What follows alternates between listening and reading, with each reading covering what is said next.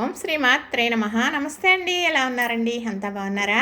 నేను కూడా బాగున్నానండి. ఈరోజైతే నిజాలే చెప్పేస్తాను, సత్యాలు కూడా చెప్పేస్తాను. ఎందుకంటే నా ఛానల్ అంతంత మాత్రమే, ఎంత నిజం చెప్పినా అంతే అనుకోండి. కానీ నిజమే చెప్పాలి కదండి. సరే, మరి ఇడ్లీలు వేసిన తర్వాత కొంచెం పిండి ఉందనుకోండి, ఇలాంటి చిన్న కప్పులు ఏమన్నా ఉంటే ఇలా వేసామనుకో, పిల్లలు కూడా ఇంట్రెస్ట్ చూపిస్తారు సుమండి, ఇష్టంగా. అబ్బో ఇలా ఉన్నాయి కదా, చూడు ఇడ్లీ ఎంత మోడల్గా ఉందో అని చెప్పి పిల్లలకి ఇలా తీసి పెడితే అబ్బో అనుకుని ఇదిగో అని చాలా సరదా పెడతారనమాట. నేనైతే ఇలా వేస్తూ ఉంటాను, పిల్లల కోసం అని కాదులండి, పిండి మిగిలినప్పుడు వేసేస్తూ ఉంటాను. నిజమే మాట్లాడుకోవాలి మనం. చక్కగా వేసేసాను కదా, ఇదేం పచ్చడి అనుకుంటున్నారు కదా. ఎంతొచ్చే పచ్చడి అండి దీని పేరు. ఎంతొచ్చే పచ్చడి అంటున్నారు ఏంటండి అనుకుంటున్నారా? ఏముందండి, అల్లం పచ్చడి. అల్లం, బెల్లం, ఎండుమిర్చి, చింతపండు, ఉప్పు, ఈ ఐదేనండి. ఈ 5 రకాలు కూడా మిరపకాయ వేపటం కానీ అల్లం వేపటం కానీ జరగదు. చక్కగా పచ్చివే అన్నీ, పొయ్యి మీద పెట్టే పని లేదండి. చక్కగా అల్లం ముక్క, బెల్లం ముక్క, ఎండుమిరపకాయలు, ఉప్పు, చింతపండు వేసి శనికాల మీద నూరుతారనమాట. దీని పేరు ఎంతొచ్చే పచ్చడే. అయితే మాకు తెలిసిన మామగారు ఉండేవారు, నారాయణ మామగారిని. వాళ్ళు చాలా పెద్ద ఆవిడనమాట అండి. వాళ్ళు అస్తమానం ఇలా చేసుకుంటూ ఉండేవారు.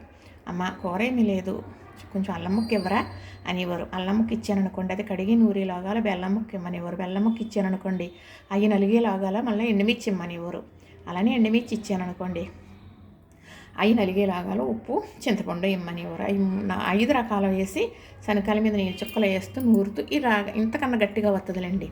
అందుకే ఇంతొచ్చే పచ్చడి అంటారన్నమాట. ఇంతొచ్చే పచ్చడి చేసేవారా, నాకు ఇంత ఇచ్చేవారు చక్కగా. అది అన్నంలో వేసుకోవచ్చు, గట్టిగా ఉన్న పచ్చడి చాలా బాగుంటుందండి. ఇలాగా కొంచెం ఇలా కలుపుకున్నాం అనుకోండి, మనం టిఫిన్లో వేసుకోవచ్చు. ఇడ్లీకి అయితే చాలా బాగుంటుంది. ఎందుకంటే మీరు మిక్సీలో కూడా చేసుకోగలగాలి. అంటే ఎలాగా అనేది మరి చెబుతున్నాను. ఇంతొచ్చే పచ్చడి అని మరి మామగారు అయితే శనకాల మీద నూరేవారు అని చెప్పాను కదా. మరి అంత పచ్చడి చిన్న గిన్నె ఉంటుంది కదా మిక్సీ గిన్నెలోని, అలాంటి గిన్నెలో అల్లం ఎంత ఉందో బెల్లం ఎంత ఉందో చింతపండు అంత, కారానికి సరిపడే ఉప్పు, మిరపకాయలు అంతేనండి వేసేసి చక్కగా మిక్సీ పట్టేసుకోండి. కొంచెం గట్టిగా కావాలా లేకపోతే ఇలా కావాలా, ఇలా చేసుకుంటే 4 రోజులు వేసుకోవచ్చు. ఇందులో నూనె కానీ పొయ్యి మీద పెట్టే పనే లేదు. పచ్చి కదండి, ఎలా ఉంటుంది అనుకుంటారేమో. బెల్లం, అల్లం, ఉప్పు తగిలింది కదా, కారం ఉంది కదా, చాలా బాగుంటుందండి. పులపు దానికి జాయింట్ అయ్యింది కాబట్టి చాలా రుచిగా ఉంటుంది. కానీ ఈ పచ్చడి మనకి కఫం పట్టి దగ్గుగా వచ్చినప్పుడు చూడండి, దగ్గు వస్తుంది, మరి తుమ్ములు వస్తూ ఉంటాయి, కొంచెం బొరవారంగా ఉంటుంది కదా, ఊపిరాడినట్టు. అలాంటప్పుడు ఈ పచ్చడి వేసుకు తిన్నారనుకోండి, ఇలాంటి పచ్చడి చక్కగా మనకి గొంతుకు అనేది సవరింపబడుతుంది, నజ్జు అనేది తరాయించేస్తుంది అనమాట. పిల్లలకు కూడా ఇష్టాన్ని బట్టి పెట్టవచ్చు. ఇందులో తీపేస్తాం కదా, మరి కొంచెం ఎక్కువ తీపేస్తే పిల్లలు ఇష్టంగా తింటారు కాబట్టి వేసి పెట్టామనుకోండి చక్కగా తింటారు. కానీ అల్లం అనేటప్పటికి బెల్లం తగలాలి చక్కగా. బెల్లం కొంచెం ఎక్కువ వేసుకున్నా పర్వాలేదు, రుచి వస్తుంది తప్ప ఘాటు తెలియకుండా ఉంటుందన్నమాట. అయితే అలా చేసుకున్నాను, నాకు మాత్రమే చేసుకున్నాను. జ్ఞాపకం వచ్చిందండి.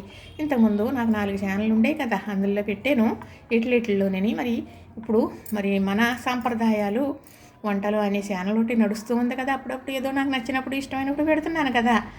పెట్టానో లేదో ఈ పచ్చడి గుర్తే లేదండి. ఇప్పుడైతే పెట్టాను, తీసానండి, పెడతాను ఒకదాని తర్వాత ఒకట. చక్కగా చూడండి, పచ్చడి చూస్తే ఇంత బాగుంది అనుకుంటున్నారు కదా. మీరు చూశారు కదా. ఇప్పుడు అల్లం ముక్క, బెల్లం ముక్క, చింతపండు సమానంగా ఉండేలాగా తీసుకోండి. ఇంత బెల్లం ముక్క తీసుకున్నామంటే అంత అల్లం ముక్క తీసుకోండి, కొంచెం చింతపండు తీసుకోండి, కొంచెం బెల్లం ఎక్కువే తీసుకోవాలి సుమి. ఎందుకంటే పచ్చి కదా, కొంచెం ఘాటు ఉంటుంది. ఆ ఘాటు తెలియకుండా ఉండాలంటే స్వీట్ ఎక్కువ వేసుకోవాలి.